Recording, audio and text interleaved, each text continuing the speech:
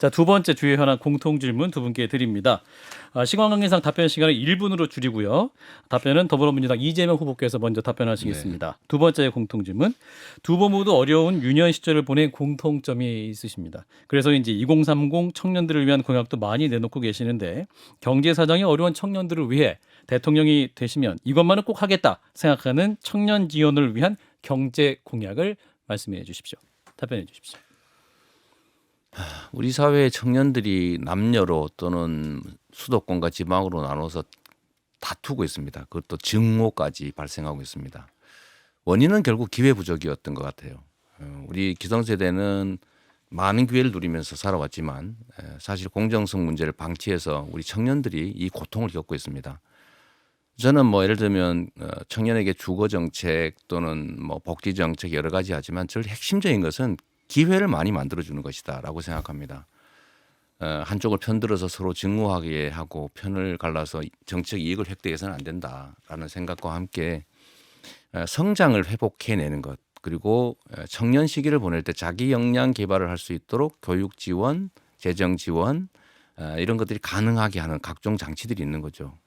결국은 기회를 넓혀 드리는 거 이게 청년들에게 해줄 수 있는 우리 기성세대 정치인의 책임이다 생각됩니다. 네, 이어서 김동연 후보 답변하겠습니다. 네, 저는 경제와 우리 사회 역동성을 살려서 그 더 많은 더 고른 기회를 주겠다고 하는 걸 뭐 말씀을 드렸고요. 특히 그 중에서 청년 주거권 문제 해결을 좀 하도록 하겠습니다. 두 번째로는 청년 자기개발권 늘 부여하도록 하겠습니다. 제가 유일하게 제 공약 중에서 이거를 지원하겠습니다 하는 거가 청년 자기개발권입니다. 네. 제가 대학 총장하면서 우리 학생들에게 자기가 하고 싶은 걸 할 수 있는 기회를 학점을 주고 과목으로 만들어줬습니다. 그런 식으로 우리 청년들에게 1년 자기 개발, 자기가 하고 싶은 것을 찾는 시도와 도전을 하는 기회를 주도록 하겠습니다. 제가 유일하게 저는 허리띠 졸라매고 고통분담합시다 얘기를 하고 있는데 네. 제가 유일하게 그 지원을 약속한 것입니다. 그래서 청년 네. 주거권과 자기 개발권 이 두 가지를 하고 싶습니다. 네, 두 후보의 두 번째 공통 질문 답변까지 들었고요. 이제 자유토론 두 번째 외교안보 분야입니다. 같은 방식으로 진행하시면 되고요. 역시 각 12분씩 드리고 자 새로운 물결 김동연 후보부터 외교안보 분야 자유토론 시작하겠습니다. 네, 이 주제는 뭐 저나 우리 이 후보님이랑 비슷한 얘기들이 많이 나오는 질문들일 것 같습니다만 같이 뭐 고민해 보시죠. 첫 번째로는 북한의 도발 문제입니다. 네. 최근에 금년 들어서 7번 도발했어요. 네. 우리 이번 정부의 이 대북 정책에 대한 평가 또 우리 후보님께서 대북 정책에 대한 승계이기도 하셨습니다. 네, 네. 그래서 이 평가와 이 계승에 대한 얘기에 대해서 좀 답을 해주셨으면 좋겠습니다. 이게 지금 연초에 이렇게 대규모로 미사일 발사 시험을 한 예가 사실은 없고 또 하필이면 우리가 선거 중인데 이렇게 대규모 또 지속적인 도발을 감행하는 것은 저는 약간의 정치적 의도가 있지 않은가 하는 의심을 가질 정도입니다. 그 과거에 한때 왜 그런 거 있었지 않습니까? 북풍, 뭐 네. 총풍 사건 이런 것들도 있었고 최근에는 야당 후보가 사실은 거대 보수 야당 후보 얘기하는 겁니다. 저도 야당 후보는 그러니까 그걸 빼고 그런데 이 얘기를 예를 들면 선제 타격 얘기를 한다든지 뭐 사드 추가 배치 얘기를 하면서 이렇게 긴장을 고조시키고 대결을 격화시켜서 좀 이렇게 진영 결집을 노리는 거 아니냐라는 생각이 들 정도였는데요. 저는 이 북한의 이런 미사일 지속적인 발사 시험 이거 정말 유감이고 정말 규탄하는 바이고요. 결국 문제 해결의 길을 우리가 찾긴 찾아야 되겠다. 그런데 이게 과연 선제 타격으로 협박을 하거나 위협을 하거나 아니면 사드 배치를 통해서 이 좀 안보 디레마를 이렇게 키우는 게 과연 길이냐 이거는 저는 아니라고 생각합니다. 네. 그러면은 이번 정부의 대북 정책은 계승하시겠다는 것에 대해서는 제가 말씀을 드리면 우리 문재인 정부는 어쨌든 민주당이라고 하는 뿌리에서 나온 하나의 3기 민주정부이고 제가 성공을 한다면 이재명 정부이긴 하지만 역시 4기 민주정부죠. 뿌리가 같고 줄기와 가지가 조금씩 다르겠지만 더 진화된 정부가 돼야 됩니다. 그러니까 좋은 점들은 승계하고 부족한 점은 채우고 잘못된 거는 고치고 필요한 건 더하면 새로운 정부가 만들어지겠죠.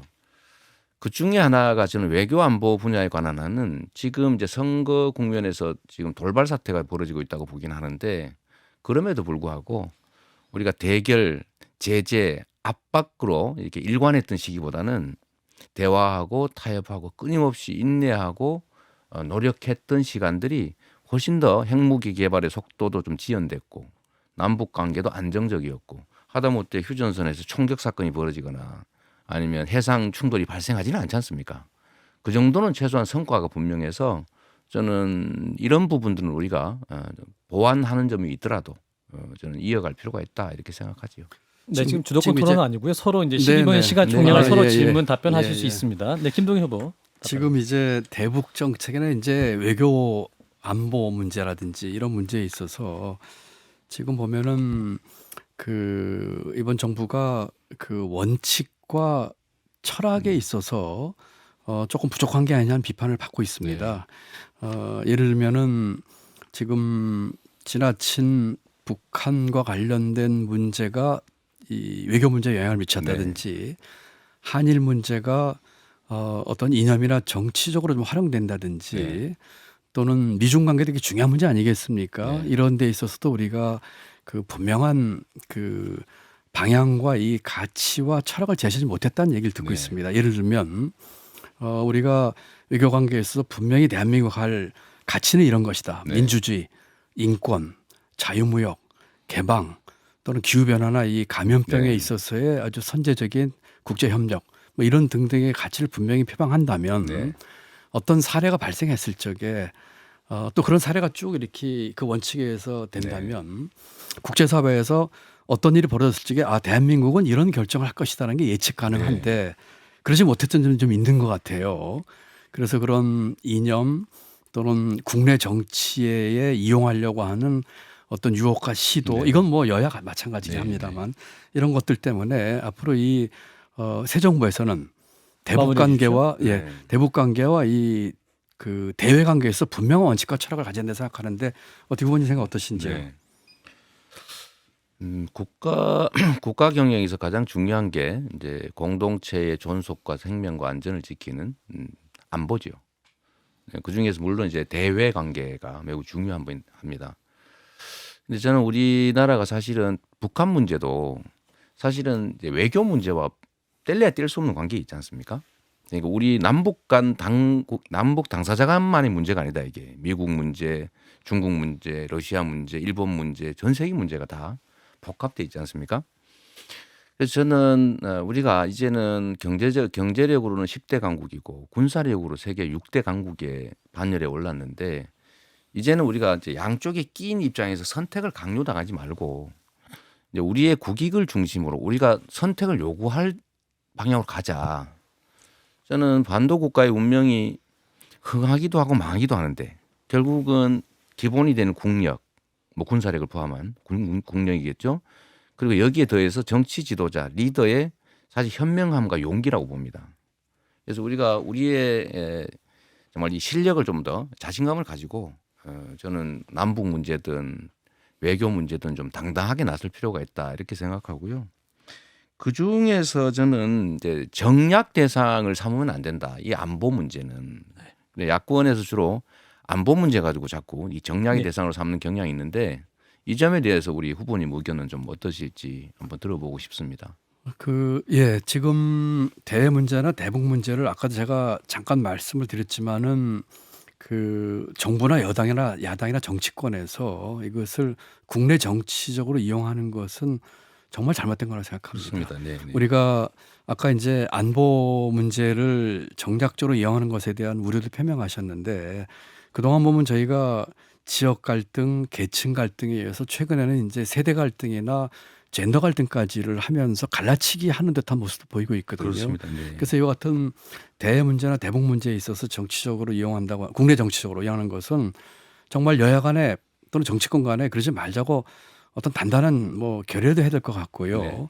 또 지금 특히 이제 그 이제 한일 관계의 네. 이제 중요성을 좀 언급을 하고 싶은데요. 특히 한일 관계에서 이게 심한 것 같습니다.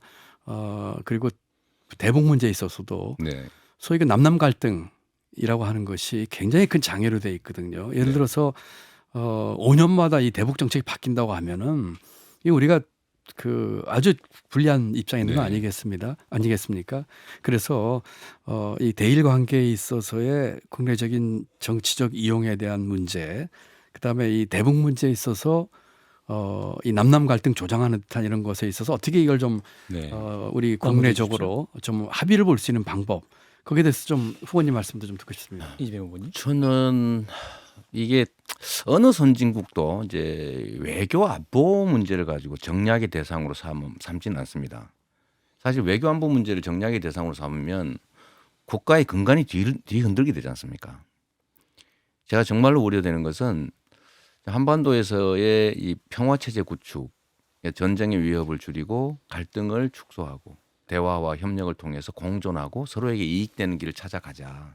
어렵지요. 어렵긴 하지만 반드시 가야 될 길인데 지금 야권 일각에서 지금 이 상황들을 악용을 해가지고 무슨 뭐 사드를 뭐 수도권에 배치한다.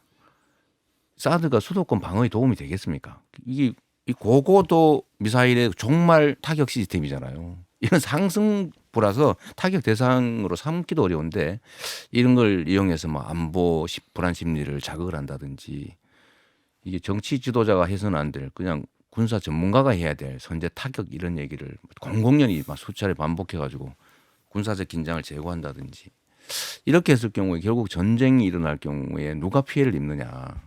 젊은이들이 죽지 않겠어요. 그러니까 이건 정말로 위험한 국익을 해치는 행위인데 이런 문제에 대해서는 최소한 우리 후보들이라도 이런 거 이용하지 말자라고 하면 좋겠고요. 이런 상태로 계속 가면 정말로 위협한 상태가 올 수도 있겠다는 걱정이 정말로 크게 듭니다. 네, 김동연 네. 후보님. 네, 잘 알겠습니다. 그 제가 조금 주제를 바꿨어요, 네. 후보님. 제가 그 이번 대선 전국에서 그 후보들끼리 그 미래와 비전, 정책에 대한 토론이 실종돼서 네. 유감이다 하고 이제 열흘 전에 제가 이제 그 호소를 했고 지부상소를 맞습니다. 했더군요. 예, 네, 지부상소로 해서 도끼를 들고 상소를- 들고 네, 네. 정말 간절한 마음으로 이건 뭐 임금이 아닌 국민에게 국민에게, 해서 네. 이제 이렇게 성사가 됐는데요. 그 거기서 실종된 주제 중에 하나가 네. 글로벌 이슈입니다.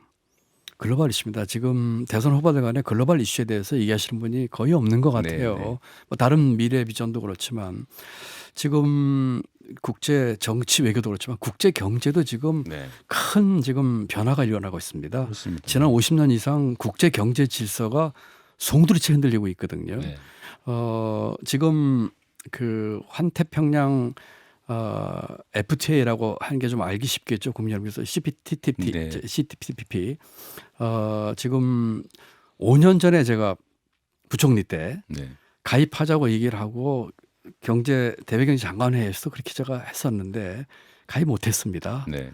그 일부 또 저와 견해가 다른 뭐 그때도 뭐 어디라고 얘기는 하지 않겠습니다만은 근데 지금 이제 가입하겠다고 하고 있거든요. 5년 끌었습니다. 그 코스트가 이만저만이 아니에요. 마무리해 주십시오. 예, 그리고 지금 국제 경제가 지금 이제 RCEP 저희가 가입을 해서 이제 지금 발효가 되고요. 그다음에 지금 여러 가지 국제 금융 또 전에 뭐 산불에 뒤어서 얘기를 하셨지만 뭐 문제들 그다음에 여러 가지로 봐가지고 마무리해 주십시오. 네, 네. 지금 이 국제 경제 질서 재편에 있어 우리가 가야 할 길에 대해서 좀 토론해봤으면 좋겠어요. 우리 이재명 후보님 후보님? 생각은 네. 어떠신지. 예. 제가 그래서 사실 얼마 전에 어떤 분이 우리는 미국을 선택해야 된다. 예, 이런 주장을 하면서 이제 그 얘기를 하는 것도 있었어요. 예를 들면 이제 안보 동맹을 넘어서서 경제 협력을 포함하는 포괄 동맹으로 가야 된다. 이렇게 주장을 하는데 이미 한미 정상 간에 그 포괄 동맹 합의를 했지 않습니까? 그렇습니다. 그러니까 감염병 대응이나 기후 위기 대응이나 아니면 첨단 기술 분야에 대한 경제적 협력을 사실 이제 이건 이제 미중 갈등과도 관계가 사실 있는데 그런 협력 관계를 구축하자고 얘기를 해놓은 상태인데 지금 와가지고 그 길로 가야 된다. 한미 관계가 이 파탄 상태다. 한미 동맹을 복원해야 된다. 이런 식의 얘기들이 지금 있지 않습니까? 이거는 사실 제가 보기에는 뭐 후보님께 드릴 말씀은 물론 아니긴 합니다만 후보님이 말씀하시는 국제협력, 새로운 시대의 국제협력에는 정말로 반하는 우리 내부의 갈등을 촉발해가지고 이미 만들어져 가고 있는 협력 관계조차도 훼손하는 정말 나쁜 정치 행태라는 생각이 좀 들긴 네. 해요. 제가 그 공직 오래 하면서 가장 국가 부도 위기에서 밤잠을 못 잤던 때가 2008년도입니다. 네, 네. 국제금융 위기 때입니다. 그때 제가 청와대 경제금융비서관을 있으면서 네. 이 위기 극복을 위해서 정말 할 수 있는 모든 걸 다 했습니다. 재정, 금융, 통화, 또 미시정책은 부동산, 중소기업 다 했는데 지금 바깥의 환경이 이렇게 녹록치가 않습니다. 네. 미국의 인플레라든지 또는 미국과 중국과 세계 경제의 성장률 저하라든지 신흥국 그 금융 위기라든지 또 그 금리 인상했던 우리도 지금 몇 차례 인상할 예정에 뭐 예측이 되고요. 이런 상황에서 이 국제 경제 상황에서 우리가 어떻게 해야 될지 해서 예를 들면은 메가 FTA는 적극적으로 나가야 될 거고요. 또 이번 정부에서 했던 신남방, 신북방은 네. 지속이 돼야 될 것 같고요. 또 새로운 그 변화로서 그 기후 변화 문제, 그다음에 그 디지털 전환의 문제 이런 문제에 대해서 우리가 디지털 규범이 지금 만들어지고 있습니다. 네. 그다음에 기후 변화도 지금 유엔이라든지 또는 여러 가지 다양한 각도에서 우리가 선제적이고 주도적으로 나가야 되고 그리고 그뿐만 아니라 우리 산업 발전과 우리 경제 기업까지 해서 해야 되는 상황이 있기 때문에 여기에 대해서 좀 마무리. 보다 많은 관심을 가지고 우리 후보들께서 좀 토론도 하고 좀 대안을 만들었으면 좋겠습니다. 이재명 후보님. 이런 문제 사실은 다 이제 사실은 이 양당 체제로 치환이 됩니다. 문제예요. 이게 왜냐하면 아무리 뭘 잘 못해도 상대가 더 잘못하면 자기한테 기회가 오지 않습니까? 이게 뭐 못하게. 예. 예? 결국은 피해는 우리 국민들 또 이 국가가 입는 거죠. 잘하자고 힘을 합쳐서 이제 선의의 경쟁을 해도 부족할 판에 못하게 발목만 잡으면 나한테 기회가 오는 거예요. 이런 정치를 우리가 극복해야 되고요. 그 해악이 제일 큰 영역이 바로 외교 또는 남북 관계 같습니다.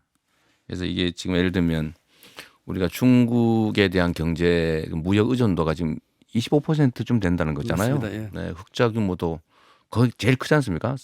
460억 달러라든가 뭐 이 정도 한 50조 원 정도가 흑자가 나는데 사드 이런 걸로 논쟁 만들어 가지고 중국 정부 자극하면 국내 기업들이 어떤 일이 벌어지겠어요? 지금 이미 이 주식 시장하고 가상화폐 시장에서 이게 영향을 미치더라고요. 벌써 중국 관련 기업들이 주가가 떨어지던데 이런 식으로 예를 들면 국익을 정치적 이익과 맞바꾸는 이런 일들은 정말로 없었으면 좋겠다는 생각이고 저는 외교에서는 전 아까도 잠깐 말씀드린 것 같습니다만 어쨌든 우리 국익을 중심에 두고 실용적으로 접근하자. 네. 그것도 사안별로 네. 시기에 따라서 언제나 우리의 국익이 최대치로 확보될 수 마무리해 있게 주십시오. 그래야 될 것 같습니다. 네, 네. 김동엽 의원님. 지금 맞습니다. 지금 어제 오늘 제가 눈여겨본 뉴스 중에 하나가 2달 연속 우리가 무역 수지 적자가 났습니다. 아 그렇군요. 네. 아, 네네. 이게 2008년 이후에 처음입니다. 아 갑자기 무역 수지 적자가 물론 뭐 에너지 가격 급등에 따른 이제 수입 네네. 그 단가 인상이 제일 큰 원인이어서 계속 구조의 문제가 될 거냐에 대해서 좀 견해가 다르지만 적어도 대한민국 수출 수입에서 무역 수지가 2달 그렇군요. 적자가 난 거는 2008년이 처음입니다. 그다음에 돌아가는 게 예를 들어서 뭐 후보님 얘기 들으셨겠지만 수출 물류비용이 지금 3배에서 5배 뛰었습니다. 네. 유가가 지금 85불 넘어서고 100불 넘는 얘기가 나오고 있습니다. 그런데 그러면서 지금 바뀌고 있는 이 세상의 흐름에 대해서 우리가 어떻게 할 것인가를 어떤 분들은 110년 전, 120년 전 조선시대 개항기합 비슷하다고 얘기하는 분들도 계세요. 이때 우리가 어떤 선택을 할 것이냐는 거가 대단히 중요한 문제인데 참 안타깝게도 이런 문제에 대해서는 지금 그다지 관심들 안 갖고 계신 것 네, 같아요. 네. 그래서 우리 후보님 비롯해서 그 대선 후보들께서도 저는 이 외국과 이 경제와 무역 협상을 오랫동안 하면서 또 그 인맥으로 쭉 여러 사람들 얘기를 네, 들어보면은 한국이 지금 말씀하신 것처럼 12국입니다. 마무리해 주십시오. 군대로는 6위국이고요. 네, 네. 우리가 어떤 식으로 여기서 돌파하고 주도적으로 할지에 대한 대안을 만들어야 되는 그런 때다. 보다 좀 관심을 가져야 되겠다. 그 네. 말씀을 좀 드리고 싶습니다. 이재명 후보님. 제가 우리 후보님에 대해서 생각을 좀 다르게 하게 된 계기가 하나 있었는데요. 아, 그렇습니까? 네네. 보통 저는 사실 그런 선입관이 있어요. 아주 오래된 직업 관료분들은 네. 생각이 옛날에 고정돼 있을 가능성이 많다. 그래서 제가 기재부 관료들한테 가끔씩 이렇게 안 좋은 소리를 하는 이유도 지금은 가끔 아니라 투자를 자주 하시던데요. 그냥 그럼 왜 그러냐면 네. 과거에 투자할 돈이 부족하던 시대의 사고를 투자할 돈이 남아나는 투자할 곳이 부족한 시대에 그대로 적용하고 있더라고요. 바뀌어야 된다 이 생각이었는데 좀 고리타분하고 변화된 상황에 충분히 정하지 못한다는 이런 선입관도 있고 실제로 그런 경향이 없지 않아서 재정 지원도 그러면 생산보다는 수요 영역에 좀 더 지원해야 된다고 생각하는데 그렇게 안 하니까 자꾸 제가 이제 그 지적을 했는데요. 그런데 우리 후보님은 그 가상자산 시장에 대해서 매우 긍정적인 입장을 가지고 네, 계시더라고요. 그렇습니다. 네. 저도 그렇게 생각합니다. 이게 아마도 옛날에 화폐라고 하는 걸 처음 만들었을 때 누군가 그랬을 거예요. 그거 어떻게 믿냐? 우리 물건으로 막 교대해 확실하지. 근데 결국 화폐가 이제 결국 중심이 됐는데 지금 이제 디지털 세상이 새로 시작되고 있고 이미 많은 사람들이 그걸 하나의 가치 저장 수단으로 인정하고 거래를 하고 있는 게 현실인데 그걸 무시한다고 없어지지는 않잖아요. 있는 사실을 인정하고 그 속에서 새로운 길을 찾는 게 우리 리더들이 할 일인데 그 점에서 보면 우리 후보님 매우 선진적인 사고를 하시는 것 같아요. 마무리해 주십시오. 네. 김동현 후보님. 이게 이제 외교안보의 이 얘기가 주제가 되려면은 아까 제가 말씀 디지털 규범하고 연결된다고 네, 이렇게 네, 해야 되겠네요. 맞습니다. 저는 이 시장에 대해서 굉장히 적극적입니다. 부총리 그러네요. 있을 네, 적에도 네. 제가 내부적으로 ICO까지 검토했었습니다. 아, 그랬어요. 예, 그리고 그 당시에 싱가포르나 이런 데서 또 유럽에서 ICO 하는데 그 우리가 조금 더 좋은 조건으로 이 세계 시장을 좀 갖고 왔던 생각도 했었고요. 네. 얼마 전에 제가 NFT 발행을 대통령으로 처음 했습니다. 아, 그러셨어요? 예, 제 출마 동영상을 NFT 발행을 했습니다. 얼마에 파셨어요? 아직 안 끝났습니다. 저는 말씀하신 것처럼 산업이나 이 앞으로 그다음에 이 블록체인이 네. 그 플랫폼 경제를 뛰어넘는 수단 안 될까 하는 생각도 해봤었습니다. 네.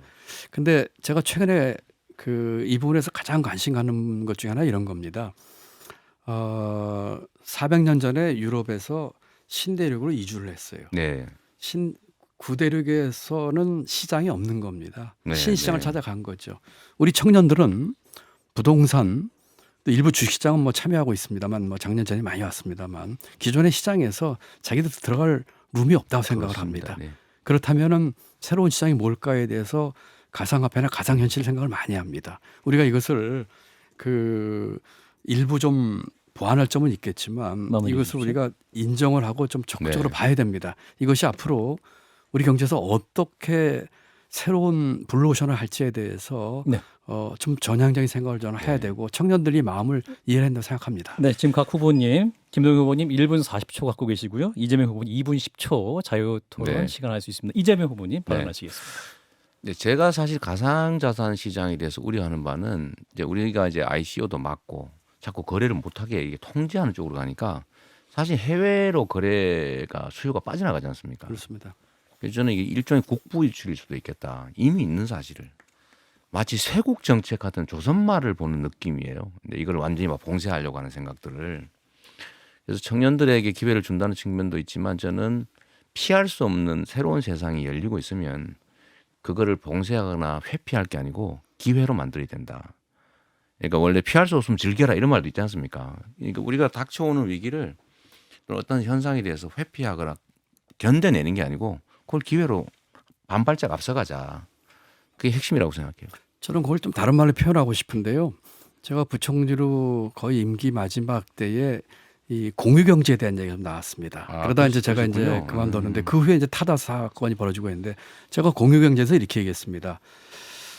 피할 수 있으면 피하고 싶다. 네. 왜냐하면 그 피해보는 분들이 많이 생기세요. 그런데 어차피 가야 그러면 정면 돌파하는 수밖에 없다. 오히려 우리가 선점하자 하고 제가 공유경제에서 말씀을 드렸습니다. 아마 제가 조금 더 했더라면 타다 문제나 그렇게 해결 안 됐을 겁니다. 이 가상화폐나 가상현실 문제나 블록체인 문제 비슷합니다. 이거 어차피 우리가 정면 돌파하면서 그럴 바에는 선제적으로 가가지고 우리가 개척해야 할 분야입니다. 이거를 우회하거나 돌아가려고 생각해서는 안 되고 그런 것들이 많습니다. 비단 지금의 예뿐만 아니라 외교도 많고요. 그다음에 아까 제가 민주당 말씀드렸습니다. 금기 깨기도 네. 그렇고 먼저 깨는 것도 그렇고 이런 것들이 전부 그런 것들에 해당하는 것이거든요. 네. 제가 여기 덧붙여서 이제 제 말씀을 좀 드리면 저희가 이제 성장 루트를 저는 언제나 성장이 제일 중요하다고 생각하니까요.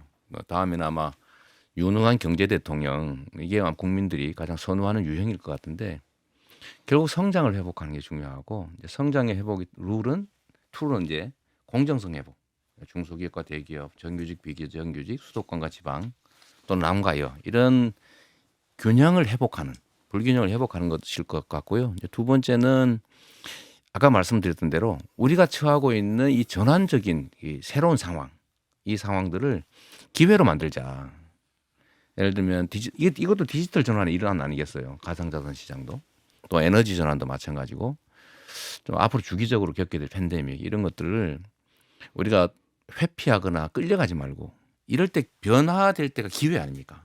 이제 국가가 대대적인 투자와 역할을 통해서 우리가 조금만 스파트를 해주면 저는 반발짝 앞서간다. 반발짝 앞서가면 우리 후보님께서 말씀하시는 추격자에서 그 추월자로 갈 수 있을 거다. 제 표현으로 한다면 선도적 입장이 될 수가 있다. 선도자는 조금만 선도해도 기회를 엄청나게 누릴 수 있죠. 네. 그런 사회로 좀 갔으면 좋겠습니다.